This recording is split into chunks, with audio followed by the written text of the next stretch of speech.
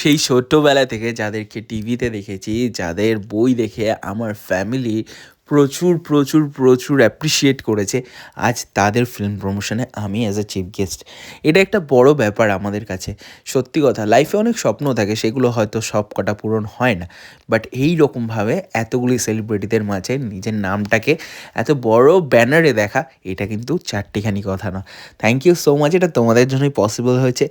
আমরা আজকে গিয়েছিলাম @ফলোয়ার্স, আমাদের সকলের ফেভারিট ওটিটি প্ল্যাটফর্ম ক্লিকের নতুন ওয়েব সিরিজের ট্রেলার লঞ্চে অ্যাজ এ স্পেশাল গেস্ট বা চিফ গেস্ট আমরা গেছিলাম। আর সেখানে দারুণ সম্মান পেয়েছি, বিশ্বাস করো। হ্যাঁ, ডিরেক্টর, রাইটার এবং তার সঙ্গে সঙ্গে আমার ফেভারিট শ্রী শান্তিলাল স্যার, সবাই একেবারে এসেছিলো। হ্যাঁ, নায়িকা সবাই ছিল।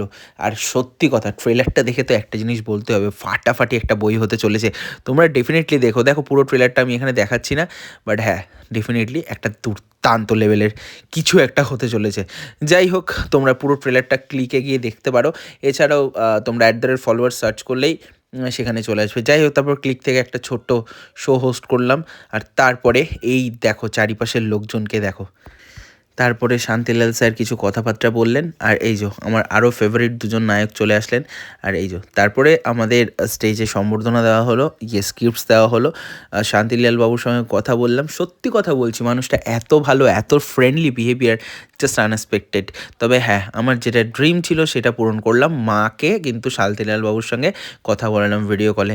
তারপরে আমি, উজ্জ্বলদা, দীপঙ্করদা, রঞ্জিত সবাই মিলে গেছিলাম। আরও ইনফ্লুয়েন্সার্সরা এসেছিলো এবং সত্যি সত্যি ইন্টারভিউ দিলাম, ভালো লাগলো। তারপরে হালকা একটু স্ন্যাক্সের আইটেম ছিল। এই দাদা বললো আমি তোমার ভিডিও দেখে আনুন। Thank you so much, it's my pleasure. যাই হোক, তারপরে খাওয়া দাওয়া চললো। ড্রাই চিলি চিকেন ছিল, স্যান্ডউইচ ছিল, আমি উজ্জ্বলদা দুজনে খেলাম।